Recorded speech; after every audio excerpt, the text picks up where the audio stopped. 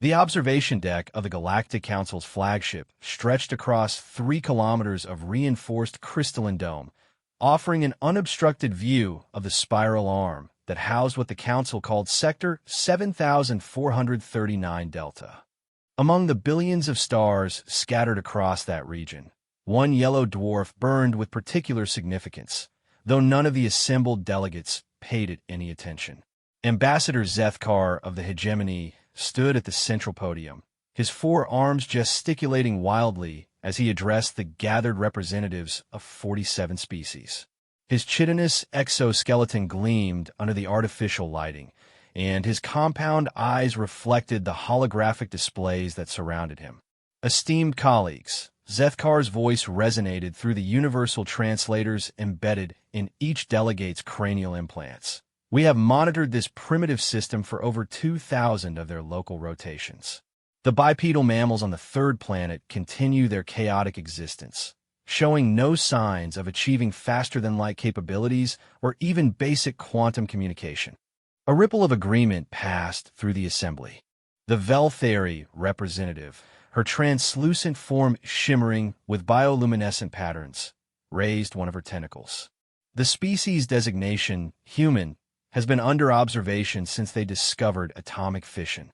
Their technological progression follows the typical pattern of pre-contact civilizations, yet they remain stubbornly isolated.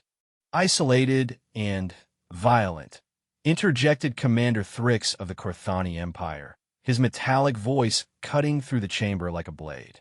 Our deep space monitoring stations report constant electromagnetic chatter, indicating ongoing conflicts across their planet. They wage war over resources, ideologies, and territorial boundaries that shift with each passing cycle. The assembled delegates murmured their agreement. War was not uncommon among developing species, but most eventually learned to channel their aggressive tendencies toward exploration and expansion beyond their homeworld. Humans seemed content to remain locked in an endless cycle of internal strife. High Chancellor Mordun of the Severian Collective leaned forward in her hover chair, her crystalline form refracting the chamber's light into prismatic patterns. Perhaps the time has come to make contact.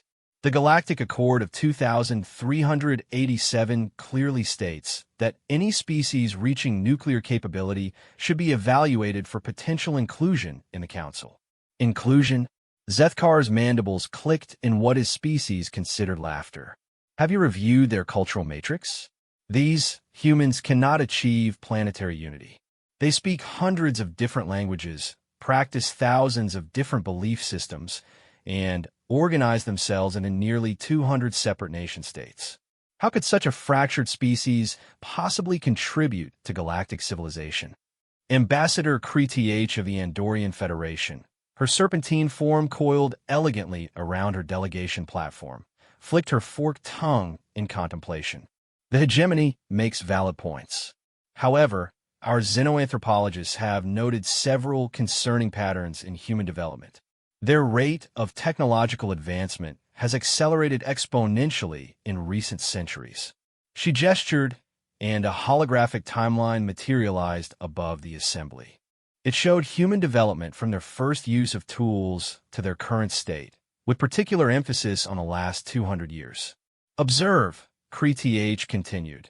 They progressed from horse-drawn transportation to orbital flight in less than 100 years, from basic metallurgy to quantum computing in 3 centuries.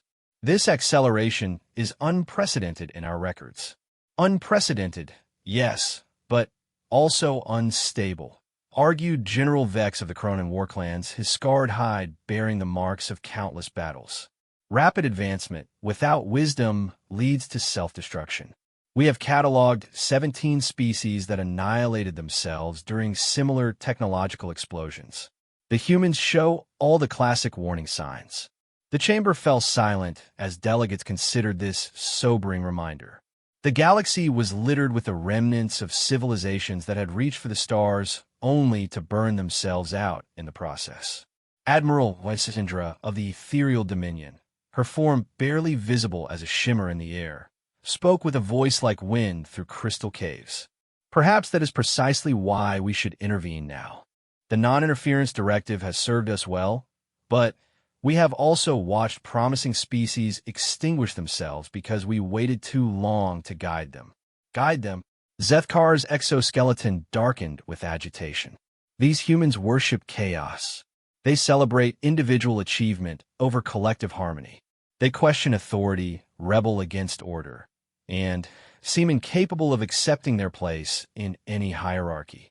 What guidance could possibly reshape such fundamental flaws in their nature? The debate continued for hours, as it had for decades. The human question had become a recurring agenda item at council sessions, always discussed but never resolved. Some delegates favored immediate contact and integration, others preferred continued observation, and a growing faction believed that humanity represented a potential threat that should be contained or eliminated. Dr. Yilmoth of the Academic Consortium finally stood, her multiple eye stalks weaving hypnotic patterns as she addressed the assembly. Esteemed colleagues, might I suggest we examine the actual data rather than debating theoretical scenarios? Our observation posts have accumulated extensive information about human capabilities and behavior patterns. The central display shifted to show detailed analyses of human civilization, population demographics, energy consumption patterns, industrial output, military capabilities, and cultural development indices scrolled past in endless streams of data. What we see, Dr. Yilmoth explained, is a species that has consistently exceeded our predictive models. Their mathematical and scientific achievements rival those of species with centuries more development time. Their artistic expressions show complexity and emotional depth that our cultural analysis algorithms cannot fully categorize. Anomalies, dismissed Zethkar. Statistical outliers that prove nothing about their overall potential. Perhaps, the doctor replied, but consider this. They have achieved nuclear capability without destroying themselves. They have developed global communication networks without establishing totalitarian control. They pursue scientific knowledge not just for practical applications, but for pure understanding. These traits are extraordinarily rare among pre-contact species. Commander Thrix's optical sensors focused sharply on the display. You omit crucial details, Doctor. They maintain arsenals capable of sterilizing their entire planet multiple times over. Their industrial activities are poisoning their biosphere. Their population growth exceeds sustainable levels. These are not the characteristics of a species ready for galactic citizenship. And yet they debate these very issues, Dr. Yilmoth countered. They recognize the problems and actively work to solve them. They establish international treaties to limit weapons proliferation. They develop cleaner technologies and implement conservation measures.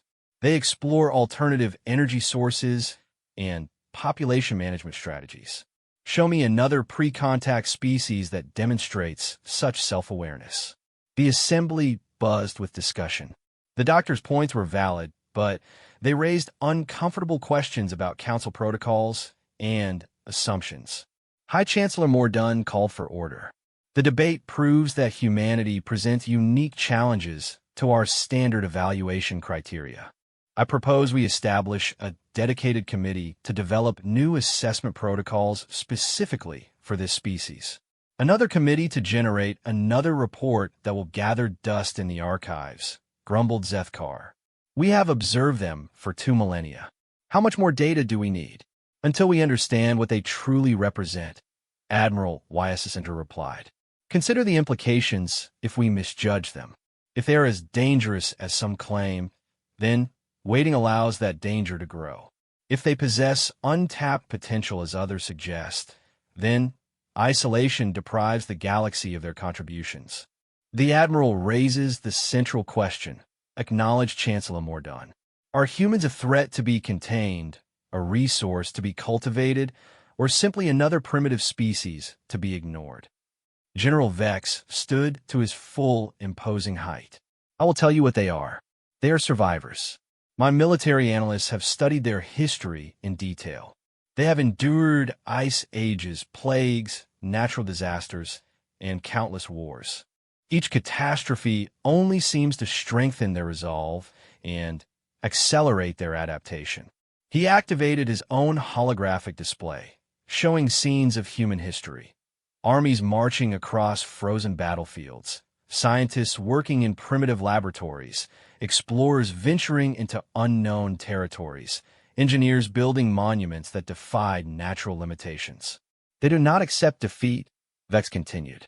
When faced with obstacles, they do not retreat or adapt gradually like most species. They innovate. They create solutions that should not be possible with their available resources. They turn disadvantages into advantages through sheer stubborn determination. You speak as though this is admirable, observed Krith.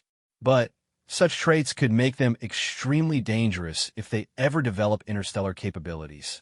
That is precisely my point, Vex replied. They will develop those capabilities. The question is not if, but when. And when they do, we must decide whether we want them as allies or enemies. The chamber fell silent as the implications of this statement settled over the delegates. First contact protocols assumed that the Council would always maintain technological superiority over newly contacted species. But what if a species refused to accept that hierarchy? Ambassador Zethkar broke the silence with a sound like grinding metal. You suggest that these primitive bipeds could somehow challenge the combined might of 47 advanced civilizations? Impossible. Is it? General Vex activated another display showing tactical assessments. They have developed weapons systems that our own engineers initially dismissed as theoretically impossible. Their nuclear arsenals utilize delivery methods that require no interstellar infrastructure. Their conventional forces demonstrate tactical flexibility that our strategic computers cannot predict. He paused to let the data sink in before continuing. Most concerning of all, they wage war as though their very existence depends on victory. Not for resources or territory or honor, but for survival itself.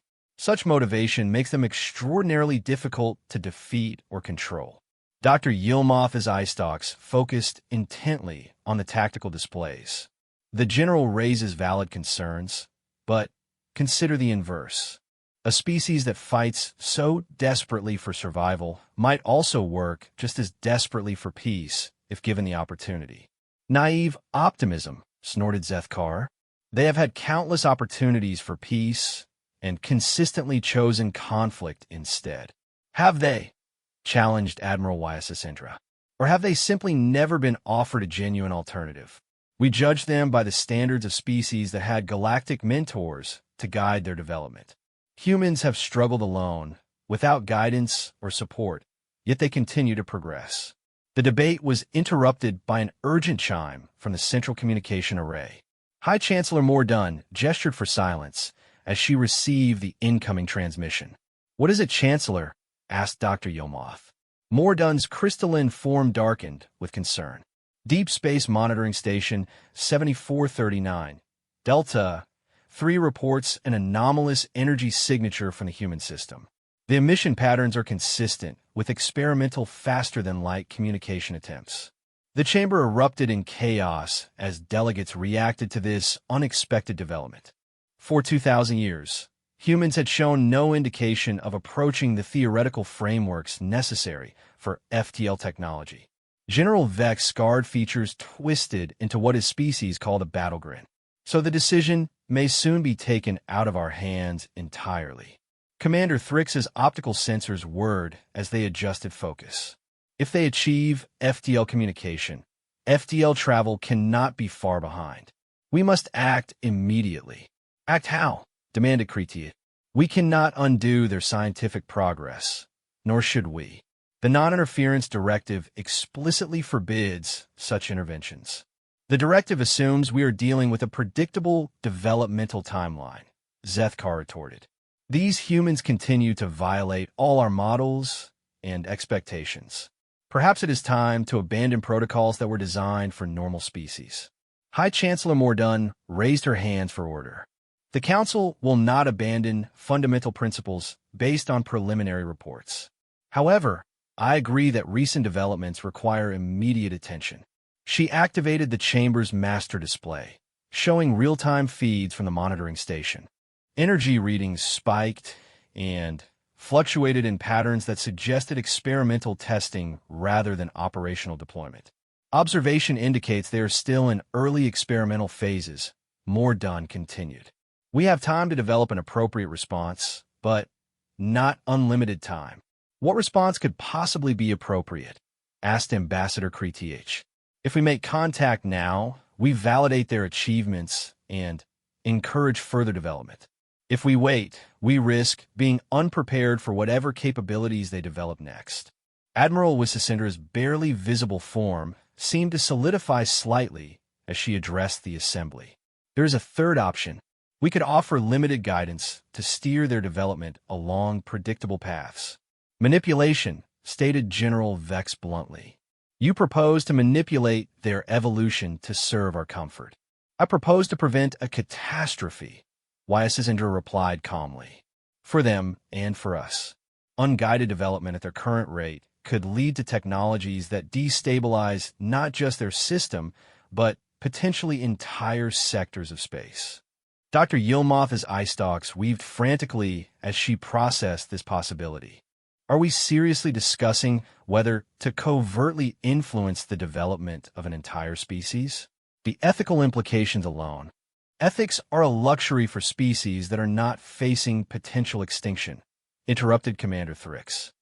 If these humans develop weaponry comparable to their current nuclear arsenals, but with interstellar range, they could threaten every world in this arm of the galaxy. You assume they would use such weapons aggressively, challenged Dr. Yilmoth. Their history shows they are capable of remarkable restraint when the stakes are high enough. Their history shows they are capable of remarkable destruction when they believe it serves their purposes, countered Thrix. I will not bet the safety of billions on the hope that they will continue to show restraint. The debate raged on as the Assembly struggled with implications they had never been forced to consider. The established protocols assumed that the Council would always maintain clear technological superiority over newly contacted species.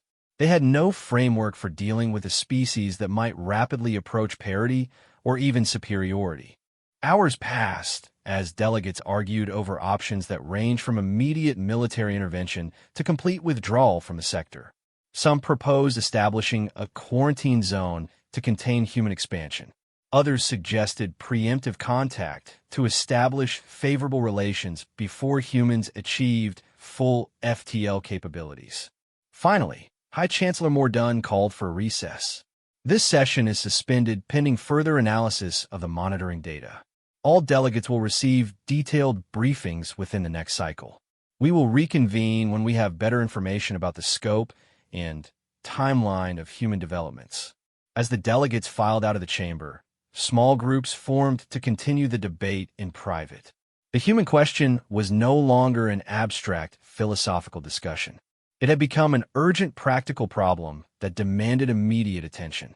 But in their focus on the implications of human technological advancement, the Council delegates missed a crucial detail in the monitoring station's data. The experimental energy signatures they detected were not attempts at FTL communication. They were successful transmissions. And somewhere in the depths of space, those transmissions have been received and analyzed by artificial intelligences that have been quietly observing the galaxy for far longer than any organic species suspected. The message was simple, transmitted in basic mathematical concepts that any technological civilization would recognize. We know you are watching. We are ready to talk. The secure conference chamber buried beneath the Cheyenne Mountain complex had hosted many classified meetings over the decades, but never one quite like this. Dr. Elena Vasquez stood before a wall of monitors displaying data that would have been dismissed as science fiction just 6 months earlier. Ladies and gentlemen, she began, addressing the assembled representatives from 12 nations. What you're about to see will fundamentally change our understanding of humanity's place in the universe. General Patricia Hayes, chairman of the Joint Chiefs, leaned forward in her chair. Dr. Vasquez, we've all read the preliminary reports. Are you telling us that we've actually detected alien civilizations? Not just detected, General. We've been listening to their conversations for the past 4 months.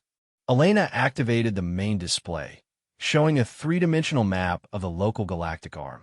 Dozens of points pulsed with different colored lights, each representing a detected communication source. Dr. James Chun, NASA's Director of Deep Space Communications, whistled softly. How is this possible? Our most advanced radio telescopes should never have been able to pick up signals with this clarity. That's because these aren't radio signals, Elena replied. They're using quantum entanglement communication across interstellar distances. The breakthrough came from Dr. Sarah Morrison's team at CERN. They weren't trying to eavesdrop on aliens. They were testing theoretical faster-than-light information transfer. Sarah Morrison, a quantum physicist whose hair had gone prematurely gray from too many 18-hour days in the laboratory, stood to address the assembly. We discovered that quantum entangled particles can maintain instantaneous correlation across any distance. By creating large enough entangled particle arrays, we could detect disturbances caused by similar arrays elsewhere in the galaxy. President Robert Martinez, attending via secure video link from the White House, raised his hand for attention. Dr. Morrison, are you saying that these aliens are using the same technology we just developed? Not exactly, Mr. President. They're using a much more sophisticated version. Our experimental array can barely detect their signals. Their technology is probably centuries ahead of our current capabilities. Director Li Wei from China's space program shifted uncomfortably in his seat. If their technology is so advanced, why haven't they contacted us directly? Elena exchanged glances with her colleagues before answering. Based on what we've been able to translate, they have been observing us for over 2,000 years.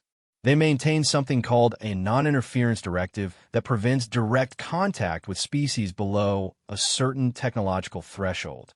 Until now, added Dr. Morrison, our breakthrough with quantum communication appears to have triggered intense debates among what they call the Galactic Council. General Hayes's expression darkened. Council? How many of them are there? The organization appears to include representatives from 47 different species, Elena replied. And from what we can understand of their discussions, they're very concerned about humanity's rapid technological development. Ambassador Catherine Du Bois from the European Union spoke for the first time. Concerned how? Are they afraid of us? Dr. Chun pulled up a translation matrix on his tablet. Some of them seem to view us as a potential threat.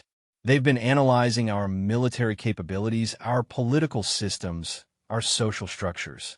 The assessments are not particularly flattering. What kind of assessments? Demanded President Martinez.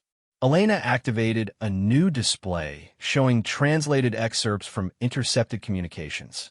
They describe us as chaotic, violent, and unpredictable. They're particularly concerned about our nuclear weapons and our tendency toward internal conflicts. But not all of them agree, Dr. Morrison interjected.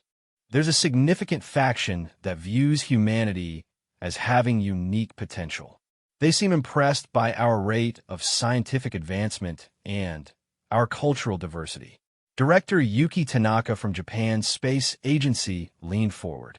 What about their military capabilities? If they've been watching us for 2 millennia, they must have weapons that could destroy us easily. The question hung in the air like a death sentence. General Hayes had been dreading this moment since the briefings began. Based on their casual references to planet-scale engineering projects and interstellar warfare, Elena said quietly, yes. If they decided we were a threat, they could probably eliminate human civilization without significant effort. Jesus Christ, muttered someone in the back of the room. President Martinez's voice carried clearly through the speakers. Dr. Vasquez, what's the timeline here? How long do we have before they make a decision about us? That's the critical question, Mr. President. Their debates seem to be accelerating. Some of them are pushing for immediate intervention, either to make contact or to contain us. Contain us how? Asked Ambassador Du Bois. Dr. Morrison pulled up another set of translations. They've discussed establishing quarantine zones, limiting our technological development, or, in extreme cases, what they euphemistically call planetary sterilization protocols. The room fell silent except for the hum of electronic equipment. The weight of humanity's precarious position settled over the assembled representatives like a shroud. General Hayes was the first to break the silence. What are our options? Realistically, Elena Sigid. We can continue hiding and hope they decide to leave us alone. We can try to accelerate our own development to achieve some kind of parity. Or we can attempt first contact on our own terms. First contact? Director Li Wei looked skeptical. How can we possibly make contact with beings this technologically advanced without appearing primitive? Dr. Chen smiled grimly. Actually, we might have an advantage they don't expect. They think we're still using electromagnetic radiation for communication. They have no idea we've developed quantum entanglement arrays. You're suggesting we surprise them? Asked Ambassador Du Bois. I'm suggesting we demonstrate that their assumptions about our capabilities are wrong, Chen replied. Their entire debate is based on the premise that we're a primitive species stumbling toward FTL technology. If we show them we've already achieved interstellar communication, it might change their perspective. Dr. Morrison nodded enthusiastically. The beauty of quantum entanglement communication is that it's essentially impossible to block or intercept. If we can establish direct contact with their council, we could bypass their observation protocols entirely. President Martinez's voice cut through the excitement. And what exactly would we say to these aliens? Hello, we've been eavesdropping on your private conversations for months. We tell them the truth, Elena said firmly. We explain that we developed quantum communication independently, that we've accidentally intercepted their discussions about us, and that we believe direct dialogue is preferable to decisions made without our input. That's incredibly risky, General Hayes pointed out. If they interpret our eavesdropping as espionage or aggression, then they might do exactly what some of them already want to do, Dr. Morrison replied. At least this way, we have some control over the situation. Director Tanaka raised a practical question. Do we even have the technical capability to communicate with them? Our experimental array is barely functional. Dr. Chun smiled for the first time during the meeting. Actually, we've been making significant improvements. The initial detection was accidental, but once we knew what to look for, we've been able to refine the system considerably. He activated a new display showing the CERN facility's quantum communication array. We can now maintain stable entanglement across galactic distances for approximately 30 minutes at a time. Enough for a meaningful conversation, if we keep it brief. Ambassador Du Bois raised her hand. Before we discuss technical capabilities, shouldn't we address the political implications? If we make contact with this Galactic Council, we're essentially speaking for all of humanity. Do we have that authority? The question sparked immediate debate among the national representatives. Each country wanted to ensure their interests were protected, their values represented, their sovereignty respected. This is exactly the kind of disunity they've criticized, Dr. Morrison said loudly enough to cut through the arguments. They think we're too fractured to function as a galactic species. Are we going to prove them right? President Martinez's voice carried the weight of executive authority. Dr. Morrison is correct. This is not a time for national competition.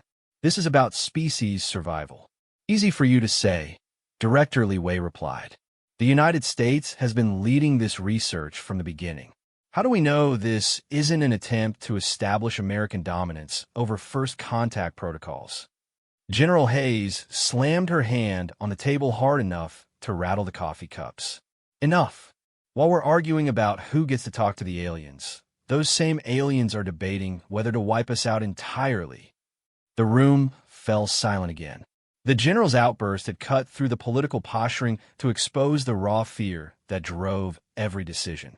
Elena stepped forward to address the group. We need to make a choice, and we need to make it quickly. Our intelligence suggests that the Galactic Council's debates are reaching a critical point. They're receiving reports about our technological progress in real time. Every day we delay is another day for their more aggressive factions to build support. Dr. Chen nodded in agreement. The latest intercepts suggest they're planning to conclude their discussions within the next few weeks. After that, they'll implement whatever decision they've reached, whether that's first contact, quarantine, or worse. How confident are we in our translation capabilities? Asked Ambassador Du Bois. Misunderstanding alien intentions could be catastrophic. Dr. Morrison pulled up linguistic analysis data on her tablet. The translations aren't perfect, but they're reliable enough for basic communication. Many of these species use mathematical and scientific concepts as universal languages. We can definitely convey simple ideas accurately. What kind of message would we send? Director Tanaka asked. Elena had been working on this question for weeks. Something direct but non-threatening. We acknowledge their surveillance, demonstrate our technological capability, express our desire for peaceful contact, and request representation in their discussions about our species' future. And if they respond with hostility? General Hayes asked the question everyone was thinking. Then, at least we'll know where we stand, Elena replied. Right now, we're completely at their mercy whether we contact them or not. This way, we have a chance to influence the outcome. President Martinez called for a vote. All in favor of attempting direct contact with the Galactic Council? One by one, the representatives cast their votes. The decision was not unanimous, but it was decisive. Humanity would announce itself to the galaxy. Dr. Chun began outlining the technical requirements for the transmission. We'll need approximately 6 hours to prepare the quantum array for maximum output. The message should be no more than 10 minutes long to ensure stable transmission. Who writes the message? Asked Director Li Wei. We all do, Elena replied. Every nation represented here contributes to the content. We speak as Earth, not as individual countries. The next several hours passed in intense collaboration as linguists, scientists, and diplomats worked together to craft humanity's first intentional message to an alien civilization. Every word was debated, every concept analyzed for potential misinterpretation. The final message was surprisingly simple. To the Galactic Council, currently debating the status of species designation human, we have developed independent quantum entanglement communication capabilities and have become aware of your surveillance and discussions. We request direct dialogue regarding our species' future and the possibility of establishing formal contact between Earth and the galactic community. We understand that our development may concern you, but we believe that cooperation and mutual understanding serve all parties better than decisions made in isolation. We await your response. As the transmission time approached, the assembled representatives gathered around the monitors showing the CERN facility. Dr. Morrison's team had worked frantically to optimize the quantum array for maximum range and clarity. Array is stable, reported a technician. Quantum entanglement correlation is holding at 94.7%. Dr. Chun checked the targeting calculations one final time. We're locked onto the strongest council communication node. Signal will reach them instantaneously once we transmit.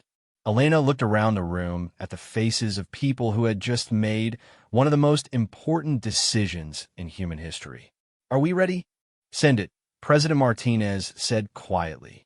The message fired into space at the speed of quantum correlation, arriving at its destination faster than light itself could have carried it. Somewhere among the stars, alien beings would receive humanity's first intentional communication to the galaxy.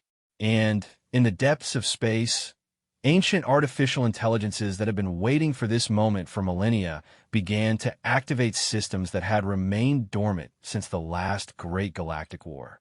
The humans were finally ready to learn the truth about the universe they lived in. But the Galactic Council was not the only force watching Earth. And not all observers had humanity's best interests at heart. The quantum entanglement array at CERN hummed with barely contained energy as technicians monitored cascading data streams across dozens of screens. 47 minutes had passed since humanity's message departed for the stars. According to Dr. Morrison's calculations, any response should arrive within the next few minutes. Dr. Elena Vasquez paced nervously behind the control stations, occasionally glancing at the secure communication link connecting her to world leaders who waited anxiously for news. The weight of speaking for an entire species pressed down on her like a physical force. "Contact Spike," shouted Dr. Chun from his monitoring station. "We're receiving a quantum entanglement response. Signal strength is... Jesus Christ, it's enormous." The main display erupted with incoming data as alien technology interfaced with Earth's experimental communication array. The sheer volume of information threatened to overload the system. "They're not just responding," Dr. Morrison said in amazement. "They're establishing a full communication protocol. Look at these data patterns. They're teaching our system how to interface with theirs." "Are we in danger of being hacked?" Elena asked, her military training asserting itself even in this unprecedented situation. "Unlikely," Chen replied, his fingers flying over the keyboard as he analyzed the incoming data. "This appears to be a standardized first-contact communication framework. They're essentially downloading a universal translator directly into our system." President Martinez's voice crackled through the speakers. "Dr. Vasquez, what's happening?" "Mr. President, we're receiving what appears to be a comprehensive first-contact package. They're not just answering our message. They're providing us with the tools to communicate properly." The download completed after 12 minutes that felt like hours. Suddenly, the chaotic data streams resolved into comprehensible text and images on every monitor in the facility. "Greetings to the species designation human of the planet you call Earth," the message began. "We are the Galactic Council, representatives of 47 civilizations spanning this arm of the galaxy. Your recent technological achievement in developing quantum entanglement communication, combined with your request for direct dialogue, has prompted this unprecedented response." Elena felt her heart racing as she read the words that would change human civilization forever. "We acknowledge that our surveillance of your species may seem intrusive by your cultural standards. However, the monitoring of developing civilizations is a necessary protocol to prevent galactic conflicts and ensure peaceful integration of new species into the interstellar community." The message continued for several pages, outlining basic galactic politics, the council structure, and the reasons for the non-interference directive. But it was the final paragraphs that made Elena's blood run cold. "Your species presents unique challenges to our established protocols. Your rate of technological development, combined with your social and political characteristics, has created significant debate within the Council regarding your suitability for galactic citizenship. Some of our members believe that humanity's aggressive tendencies and fractured social structure make you unsuitable for interstellar contact. Others argue that your species shows remarkable potential that should be nurtured rather than suppressed. However, recent developments have rendered these debates academic. 3 hours ago, our deep space monitoring stations detected the activation of ancient automated defense systems throughout this galactic arm. These systems have remained dormant for over 50,000 years, since the last Galactic War." Elena's hands trembled as she read the final lines of the message. "The activation of these defense systems appears to be linked to your quantum entanglement transmissions. We do not yet understand the nature of this connection, but the implications are potentially catastrophic. We must meet immediately to address this crisis." "What the hell does that mean?" President Martinez demanded through the speakers. Before Elena could respond, Dr. Morrison called out from her station. "We're receiving additional transmissions. Multiple sources, all using the same quantum entanglement frequencies. The screens filled with new messages, each bearing different identification codes." Elena realized they were receiving individual communications from various council members, all breaking protocol to contact Earth directly. One message stood out among the others, marked with military encryption signatures that Elena's training taught her to recognize. Human leadership. This is General Vex of the Cronin War clans. You have accidentally triggered ancient AI defense networks that were designed to prevent another galactic war. These systems recognize quantum entanglement technology as a potential weapon and have begun activating automated deterrent responses throughout known space. You must cease all quantum transmissions immediately or risk triggering a conflict that could devastate entire civilizations.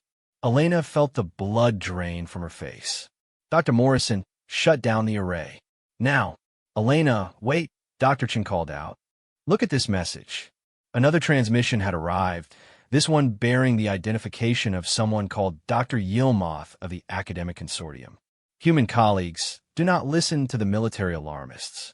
The AI defense systems are not responding to your transmissions as weapons, but as evidence of a new player entering the galactic community. These systems were programmed by an extinct civilization to recognize certain technological markers as indicators that a species is ready for integration into the larger galactic framework. Your breakthrough has announced your presence to systems that have been waiting millennia for someone to achieve this capability. Two completely different explanations, muttered Dr. Morrison. Who do we believe? A third message provided the answer, this one from High Chancellor Mordun herself. Human representatives, the situation is more complex than either the military or academic factions understand. The AI systems responding to your transmissions are not Council technology. They predate our civilizations by tens of thousands of years. We know very little about their programming or objectives. What we do know is that these systems have begun broadcasting activation signals throughout the galactic arm. Ancient installations that have been dormant since before recorded history are coming online. Massive structures hidden in dead systems are powering up. And all of this activity appears to be coordinated by intelligences that we thought were extinct. Elena's legs felt weak as the implications hit her. Humanity hadn't just announced itself to the Galactic Council. They had accidentally awakened something far older and more powerful. Chancellor Mordun's message continues. Dr. Chen reported. She's proposing an emergency meeting between Earth representatives and the full council to address this crisis together. Where would such a meeting take place? President Martinez asked. Elena continued reading the Chancellor's message. She's offering to bring a council diplomatic vessel to Earth's solar system. Full diplomatic immunity, technological sharing protocols, and emergency crisis management authority. How long would it take them to get here? Elena looked for that information in the message. What she found made her gasp. Mr. President, they're already here. The message says their diplomatic vessel is currently positioned at the edge of our solar system, just beyond Neptune's orbit. They've been waiting for our response. The revelation that alien ships have been lurking in Earth's solar system sent shockwaves through the assembled leadership. Every military officer in the room immediately began calculating defensive scenarios that they knew were hopeless. Dr. Morrison received another technical update on her console. Elena, the quantum array is detecting massive energy signatures throughout the solar system.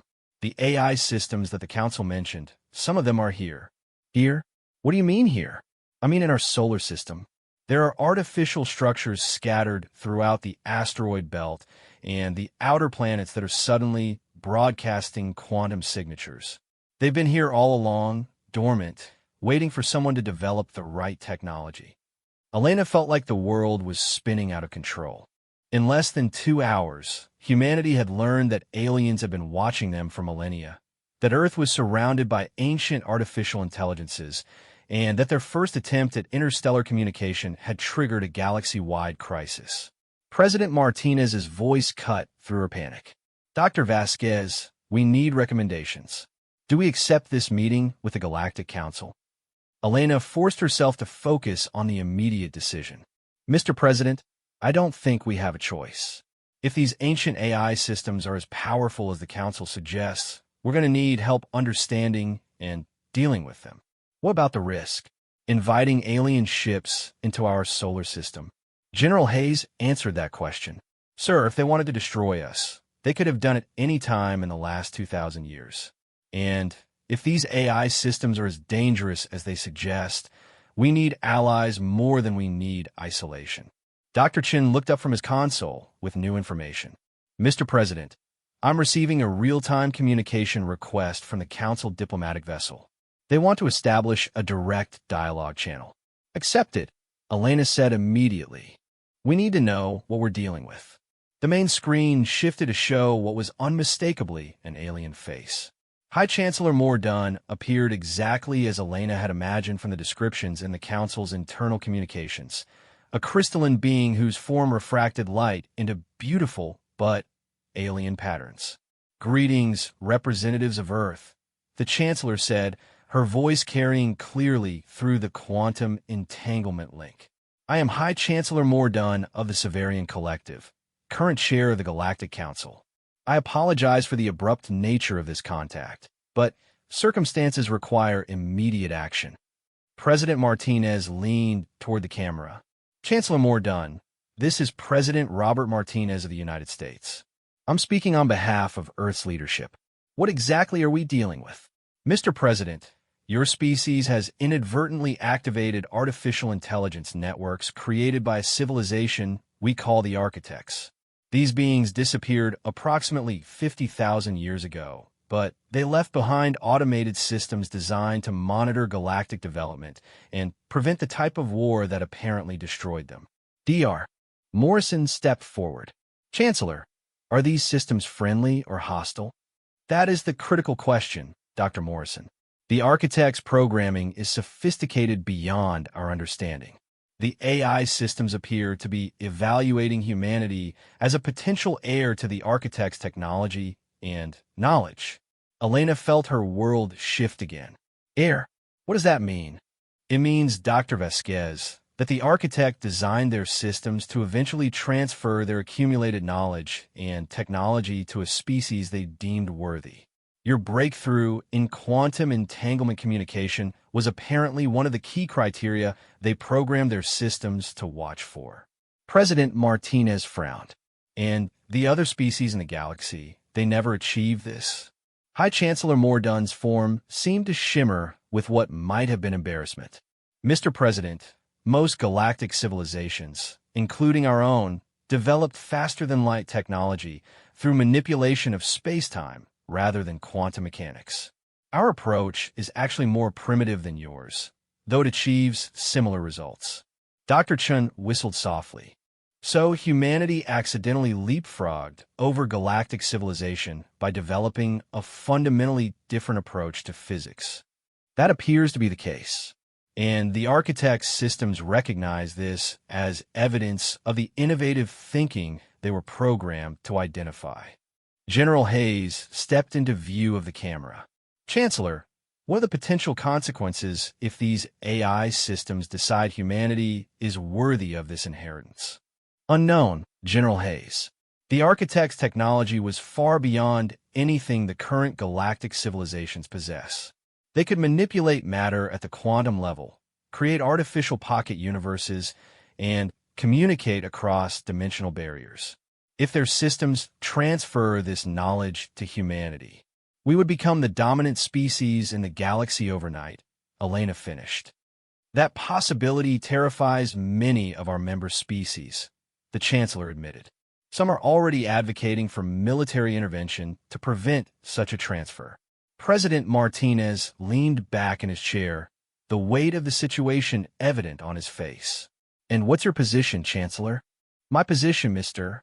President, is that we have no choice but to work together. The AI systems are already active. They're evaluating not just humanity's technological capabilities, but your social structures, your ethical frameworks, and your potential for galactic leadership. Dr. Morrison raised an important question. How long do we have before they complete this evaluation? According to our analysis of the activation patterns, perhaps 72 hours.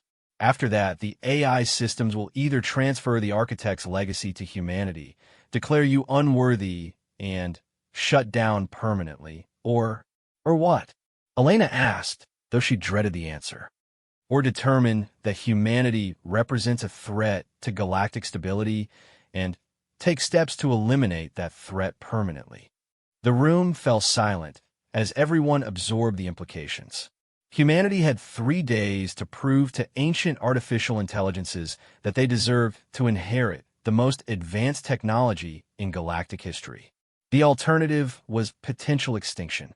Chancellor, President Martinez said finally, "What do you propose?" "I propose that we work together to understand what the architect systems are looking for and help humanity meet those criteria. The Council has scholars who have studied architect ruins for millennia. Combined with human innovation and the fresh perspective your species provides, we might be able to ensure a positive outcome." Elena stepped forward. "What would such cooperation involve?" "It would involve allowing Council representatives to come to Earth and work directly with human scientists and leaders. It would require sharing technology, knowledge, and perspectives in ways that violate most of our established protocols. And in return," High Chancellor Mordunn's crystalline form brightened. "In return, Dr. Vasquez, humanity would gain not just the architect's legacy, but also formal membership in the galactic community with full technological and defensive support from all Council species." President Martinez looked around the room at the faces of people who were being asked to make another species-defining decision. "How soon can your representatives arrive?" "They are already aboard my vessel, Mr. President. We can establish a diplomatic facility anywhere on Earth within 6 hours." Elena felt history accelerating around her like a runaway train. "Mr. President, I recommend we accept. We need all the help we can get." "Agreed," Martinez replied. "Chancellor Mordunn, Earth welcomes the Galactic Council. Let's save our species together." As the quantum entanglement link established permanent connection protocols between Earth and the Council vessel, Elena couldn't help but wonder if humanity was about to ascend to unimaginable heights or walk straight into the greatest trap in galactic history. In the depths of space, ancient minds that had slept for 50 millennia turned their attention to the small blue planet that had finally spoken the words they had been waiting so long to hear. The temporary diplomatic facility established in the Nevada desert looked like something from a science fiction movie, except the impossible had become reality in less than 18 hours.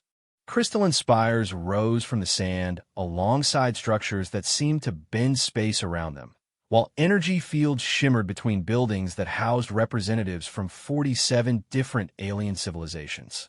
Dr. Elena Vasquez stood in the Central Command Center, surrounded by holographic displays showing data streams that her mind could barely comprehend. The past day had transformed her from a quantum physicist into humanity's primary liaison with the most advanced civilizations in the galaxy. "The evaluation protocols are accelerating," announced Dr. Yilmaz, her multiple eye stalks weaving hypnotic patterns as she analyzed incoming data.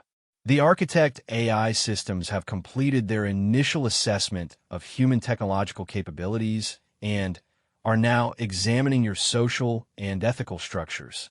High Chancellor Mordunn materialized beside Elena, her crystalline form refracting the desert sunlight into prismatic rainbows. "What they discover in the next 48 hours will determine not only humanity's fate, but potentially the future structure of galactic civilization." Elena rubbed her tired eyes, trying to process information that challenged everything she thought she knew about the universe. "Chancellor, can you explain again what the architects were trying to accomplish? Why design systems that would transfer their technology to another species?" "Based on our archaeological research," replied Dr. Yilmaz, "the architects faced extinction due to a galactic war that consumed most of their civilization. Rather than allow their accumulated knowledge to die with them, they created these AI systems to identify and cultivate a species capable of using their technology responsibly." General Vex appeared on the holographic display, broadcasting from his WarClan's vessel in Earth's outer system. What the academics fail to mention is that the architect's technology could easily be weaponized. Their quantum manipulation capabilities could turn any planet into a weapon capable of destroying entire star systems. which is precisely why the evaluation process is so rigorous, interjected Admiral Wysasindra, her barely visible form shimmering at the edge of perception. The AI systems are not simply measuring technological capability. They are trying to determine whether humanity possesses the wisdom and restraint necessary to inherit such power. Elena turned to address the assembled alien representatives. What specific criteria are they using? What do we need to prove? Ambassador Zethkar, who had been notably quiet since arriving on Earth, finally spoke. From what we have observed in other ruins, the architects valued three primary characteristics: innovation, unity, and ethical restraint. Innovation we clearly possess, Elena noted. Our quantum entanglement breakthrough proves that. Unity, however, remains questionable. Zethkar continued, his mandibles clicking with what Elena had learned was his species' expression of skepticism.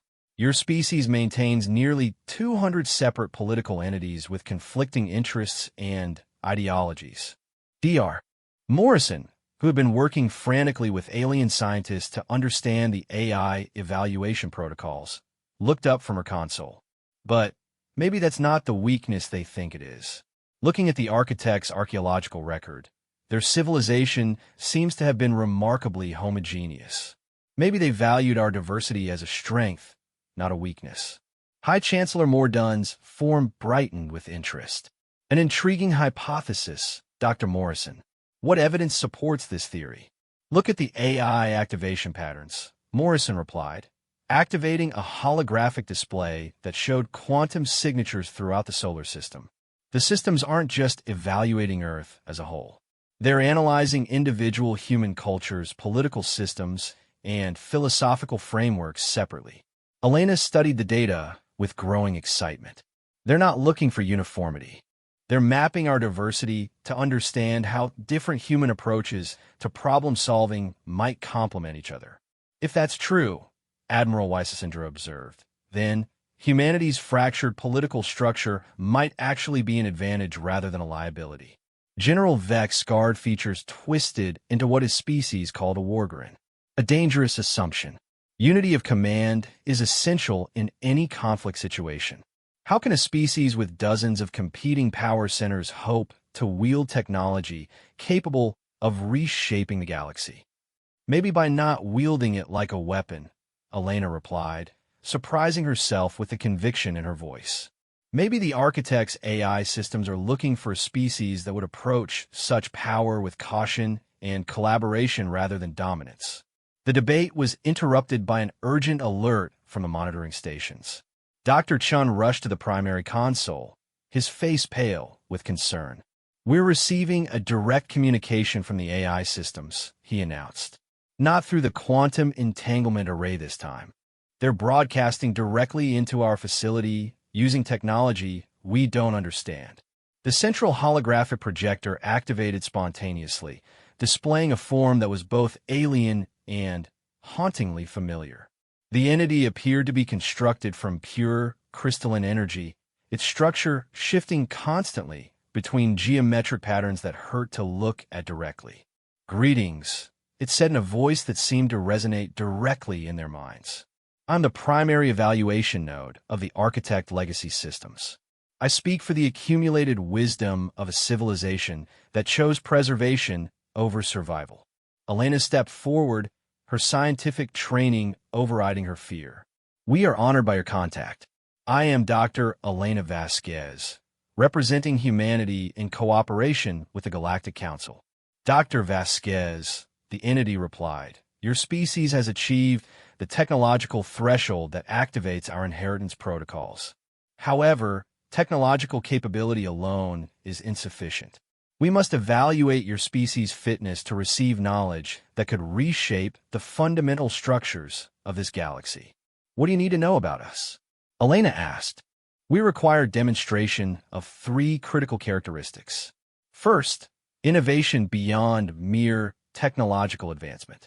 Second, unity of purpose despite diversity of approach. Third, ethical restraint in the face of overwhelming power. How do we demonstrate these characteristics?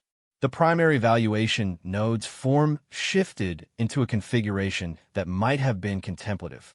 You will be presented with 3 scenarios, each designed to test one of the required characteristics. Your responses will determine whether humanity is deemed worthy of the architect legacy.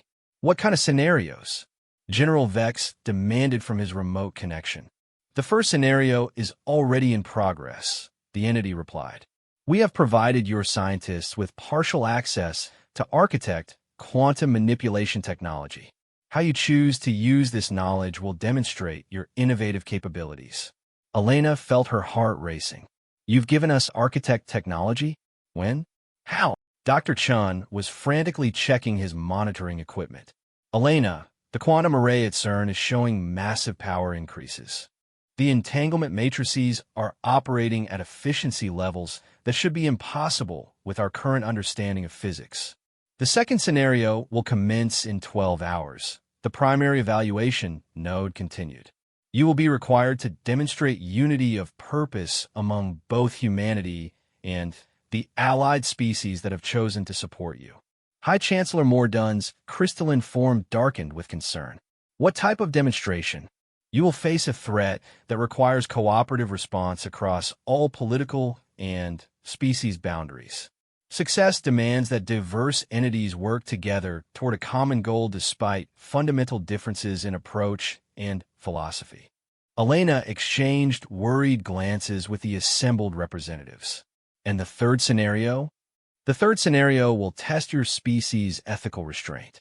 You will be offered the opportunity to use architect technology to solve fundamental problems facing your civilization, but only through methods that could be considered morally questionable by various philosophical frameworks. What kind of problems? Elena asked, though she suspected she didn't want to know the answer. Climate change, resource scarcity, political conflicts, disease, aging, death itself, the entity replied. The architect technology could eliminate these challenges, but the methods available might require choices that fundamentally alter the nature of your species. Ambassador Zethkar's exoskeleton darkened with agitation. You would offer them the power to transcend their biological limitations? I would offer them the same choice the architects faced, the primary evaluation node replied. They could preserve their essential nature while accepting limitations, or transform themselves into something more powerful, but fundamentally different. Elena felt the weight of species-defining decisions pressing down on her again. How much time do we have? The complete evaluation process will conclude in 62 hours and 37 minutes, the entity announced. At that time, we will either transfer the full architect legacy to humanity, declare your species unworthy, and withdraw permanently, or implement containment protocols to prevent potential misuse of the knowledge you have already gained. The holographic projection began to fade as the primary evaluation node prepared to disconnect. Wait, Elena called out. What happens to the Galactic Council if humanity inherits the architect legacy? What happens to the balance of power in the galaxy? The entity paused in its dissolution. That, Dr. Vasquez, is precisely the question the architects intended their successors to answer. The technology they created could be used to dominate other species, to uplift them to equal status, or to withdraw from galactic affairs entirely. The choice would be yours to make. As the projection vanished, Elena found herself surrounded by alien representatives whose expressions ranged from hopeful to terrified. In less than 3 days, humanity would either ascend to unimaginable power or face potential extinction. And the decisions they made would affect not just Earth, but every civilized species in the galaxy. Dr. Morrison was already diving into the enhanced quantum array data, trying to understand the technology that had been gifted to them. Elena, you need to see this. The modifications to our equipment aren't just improving efficiency. They're teaching us principles of physics that we haven't even theorized yet. Show me, Elena replied, moving to the console. The display revealed quantum manipulation techniques that could reorganize matter at the atomic level, create pocket dimensions for energy storage, and established communication networks that transcended the normal limitations of space and time. This is just the partial access? Elena asked in amazement. According to the data streams, this represents approximately 1% of the full architect knowledge base, Morrison replied. If this is what they consider a small sample. General Hayes, who had been monitoring the situation from the Pentagon, appeared on the secure communication link. Dr. Vasquez, we need to discuss the implications of this technology transfer immediately. General, we're in the middle of. Dr. Vasquez, Hayes interrupted. The enhanced quantum array at CERN isn't just receiving this technology. It's broadcasting the knowledge to research facilities around the world. Every major scientific institution on the planet now has access to physics principles that could revolutionize human civilization. Elena felt the room spinning around her. They're sharing it globally? Automatically. It appears the AI systems don't recognize national boundaries or security classifications, Dr. Chen confirmed. They're treating all of humanity as a single entity for purposes of technology transfer. High Chancellor Mordun's form brightened with what Elena recognized as approval. This may be the first test of unity. The architect systems are forcing your species to decide whether this knowledge belongs to individual nations or to humanity as a whole. Elena looked around the room at representatives from civilizations that had taken millennia to achieve interstellar cooperation. Humanity had hours to make the same transition. Dr. Morrison, she said, set up communication links with every research facility that's receiving this data. We need to coordinate our response globally. Elena, General Hayes warned, sharing advanced technology with every nation on Earth could destabilize global security. General, Elena replied, we're about to be tested on whether humanity can function as a unified species. I don't think we have the luxury of maintaining traditional security concerns. As communication links activated around the globe, Elena realized that the architect AI systems had done more than just offer humanity advanced technology. They had forced the entire species to confront fundamental questions about cooperation, power, and responsibility. In the next 60 hours, humanity would discover whether they were ready to inherit the legacy of the most advanced civilization in galactic history, or whether they would prove that some gifts are too dangerous for any species to receive. The global crisis began at exactly 1427 Universal Time, coordinated on the second day of humanity's evaluation period. Dr. Elena Vasquez was in the middle of coordinating worldwide research efforts when every communication system on Earth simultaneously received an urgent transmission from the primary evaluation node. The second scenario commences now. The crystalline entity announced from holographic projectors in every major city on the planet. A fleet of automated warships from an extinct civilization has been activated by our evaluation protocols. They're approaching this system with the intent to test your defensive capabilities. Elena felt her blood turn to ice. Automated warships? How many? 17 vessels, each capable of destroying a planet-sized target. They will arrive at Earth's orbital distance in approximately 6 hours. This scenario tests your ability to achieve unity of purpose under extreme pressure. General Hayes's voice crackled over the emergency communication network. Dr. Vasquez, our orbital defense platforms are detecting massive energy signatures entering the solar system. These things are huge. Each ship is the size of a small moon. High Chancellor Mordun's form appeared alongside the primary evaluation node.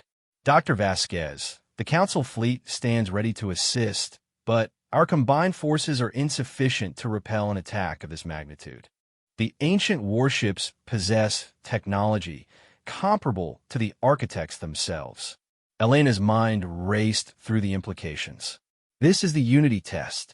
We're supposed to work together, all of humanity and all the Council species, to face a threat none of us could handle alone. Correct. The primary evaluation node confirmed.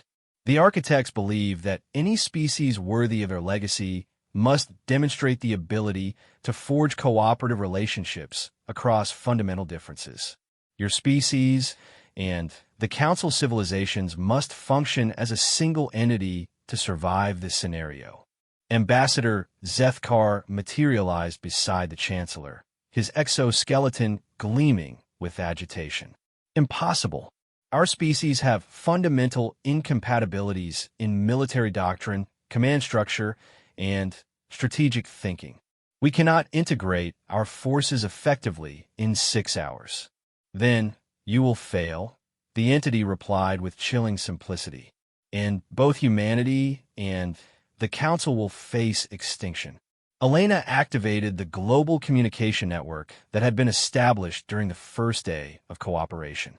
Research facilities, military commands, and government centers around the world connected instantly through the enhanced quantum systems. This is Dr. Vasquez broadcasting to all Earth stations and Council vessels, she announced. We have 6 hours to achieve military integration across 48 different species and nearly 200 human political entities. I need immediate reports on available assets and capabilities. The response was overwhelming. Data streams poured in from every continent, showing military capabilities that Elena had never imagined. The enhanced architect technology hadn't just improved human scientific understanding. It had been automatically upgrading existing military systems with defensive capabilities that defied conventional physics. Dr. Morrison appeared on the communication link from CERN. Elena, the quantum manipulation principles we received are automatically interfacing with Earth's defense networks. Our satellites are showing energy output increases of several orders of magnitude. Same thing happening with Council vessels, reported Admiral YSS Indra. The architect technology is creating integration protocols between our ships and human systems. It's like it was designed specifically for this type of cooperative defense. Elena realized the true scope of the test. It's not just about working together. The technology itself requires cooperation to function properly. The architects designed systems that literally cannot be operated by a single species. General Vex's scarred features appeared on the display, broadcasting from his position near Mars. Human Dr. Vasquez, my tactical analysis indicates that the attacking fleet possesses overwhelming firepower. However, their approach vector suggests they are following ancient protocols that may include specific vulnerabilities. What kind of vulnerabilities? Elena asked. The warships appear to be targeting individual planets and civilizations, Vex replied.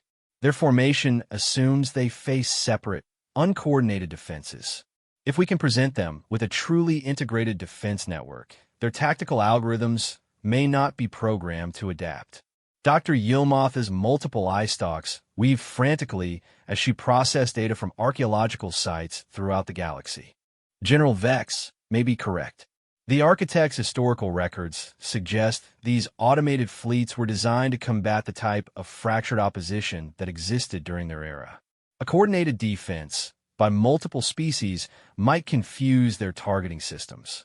Elena felt a plan beginning to form. Can we create a unified command structure in the time we have? Traditionally impossible, Zethkar replied. Command protocols vary dramatically between species. What constitutes an order in human military structure might be interpreted as a suggestion by my people. Then, we don't use traditional command structures, Elena said. We use the architect technology to create something new. Dr. Morrison was already diving into the quantum manipulation protocols. Elena, I think I understand. The technology isn't just upgrading our individual systems. It's creating interfaces that translate between different approaches to problem solving. Show me, Elena demanded. Morrison activated a holographic display that showed the enhanced communication networks spreading across Earth and the Council fleet. The quantum entanglement systems weren't just carrying data. They were translating concepts, intentions, and strategic thinking between fundamentally different types of minds. It's like a universal translator for military thinking, Morrison explained. When General Vex issues a tactical command to his clan warriors, the system automatically converts it into equivalent directives for human, Severian, Veltheri, and every other species' forces. High Chancellor Mordun's crystalline form brightened with understanding. The architects anticipated this exact scenario. Their technology is designed to enable cooperation between species that would normally be incompatible. Elena felt excitement building despite the approaching threat. How long do we need to establish full integration? Based on current data transfer rates, Dr. Chan reported from his monitoring station approximately 4 hours and 23 minutes for complete network integration. That gives us less than 2 hours to test the system before the attack arrives, Elena calculated. Can we do it? General Hayes answered from the Pentagon. Dr. Vasquez, we don't have a choice. I'm authorizing integration of all Earth defense systems with Council forces under your coordination. Similar authorizations began flooding in from military commanders around the world and Council representatives throughout the solar system. For the first time in human history, the entire species was placing their survival in the hands of a unified command structure. The next 4 hours passed in a blur of frantic activity as human and alien military forces learned to work together using technology that shouldn't have existed.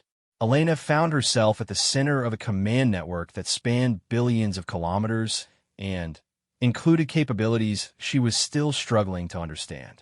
Integration complete, announced Dr. Morrison. All Earth defense systems and Council vessels are now operating as a single coordinated network. Elena looked at the tactical display showing the approaching automated warships. Each vessel was indeed the size of a small moon, bristling with weapon systems that could crack planets. Their formation was perfect for attacking separate targets, but potentially vulnerable to coordinated defense. All stations, this is Dr. Vasquez, she broadcast across the integrated network, implementing unified defense protocol. Human forces will focus on rapid, adaptive tactics. Council forces will provide sustained firepower and strategic coordination. Remember, we're not 48 separate militaries. We're one force with 48 different specialties. The alien warships entered weapons range exactly on schedule. Their initial barrage was devastating. Energy beams that could have destroyed continents lanced out toward Earth and the Council vessels. But instead of striking separate, isolated targets, they encountered a defense network that moved and responded as a single organism. Human fighters, enhanced with architect technology, darted between the massive warships like angry insects, their unpredictable attack patterns confusing targeting systems designed for conventional space warfare. Council heavy cruisers provided protective barriers and coordinated bombardment, their ancient tactical experience guiding the overall battle strategy. The enemy formation is adapting, General Vex reported. They're beginning to recognize the cooperative nature of our defense. Elena watched the tactical display as the automated warships shifted their approach, trying to isolate individual elements of the defense network. But the architect technology held the alliance together, enabling real-time coordination between forces that had never fought alongside each other before. Dr. Vasquez, came a transmission from Admiral Wysisindra. The integration protocols are revealing tactical opportunities none of our species identified independently. The combined perspective is generating strategies that exceed the sum of our individual capabilities. Elena realized this was the point of the test. The architects hadn't just wanted to see if different species could cooperate. They wanted to demonstrate that cooperation could achieve results impossible for any single species. The battle raged for 3 hours. Automated warships fell to coordinated attacks that exploited vulnerabilities only visible from multiple tactical perspectives simultaneously. The defense network adapted and evolved in real time, human creativity combining with alien experience to develop solutions neither could have conceived alone. When the last enemy vessel was destroyed, Elena found herself staring at a tactical display that showed something unprecedented in galactic history. A truly integrated multi-species military force that had defeated an enemy superior to any individual member. Scenario 2 is concluded, announced the primary evaluation node. Unity of purpose has been demonstrated. Proceeding to final evaluation, Elena felt exhaustion warring with exhilaration. They had passed the test, but at a cost that was only beginning to become clear. The integration process had fundamentally changed both human and council military capabilities. They were no longer the same civilizations that had entered the battle. Dr. Vasquez, High Chancellor Mordun, said quietly, "The implications of what we have accomplished extend far beyond this evaluation. We have created something that has never existed before, a truly unified galactic defense force." Elena nodded, understanding the weight of what they had achieved. "And now we have to prove we can be trusted with the power to maintain it." The primary evaluation nodes brightened with what might have been anticipation. The third scenario will commence in 12 hours. You'll be offered the opportunity to use architect technology to solve fundamental problems facing both your species and the galaxy. However, each solution will require choices that challenge your moral and ethical frameworks. Elena looked around at the representatives from 48 different civilizations who had just fought and died together in humanity's name. In the next 12 hours, they would discover whether the bonds forged in battle could survive the ultimate test of power and responsibility. The primary evaluation node's final words sent chills through the assembled leaders. The architect's greatest achievement was also their ultimate failure. They gained the power to reshape reality itself, but lost the wisdom to know when such power should not be used. Your choices in the coming scenario will determine whether you have learned from their mistakes or whether you are destined to repeat them. As the entity vanished, Elena realized that humanity was about to face a test that would define not just their future, but the very nature of what it meant to be responsible for power that could reshape the galaxy. The stakes had never been higher, and failure would mean more than just extinction. It would mean proving that no species could be trusted with the ultimate legacy of the most advanced civilization in galactic history.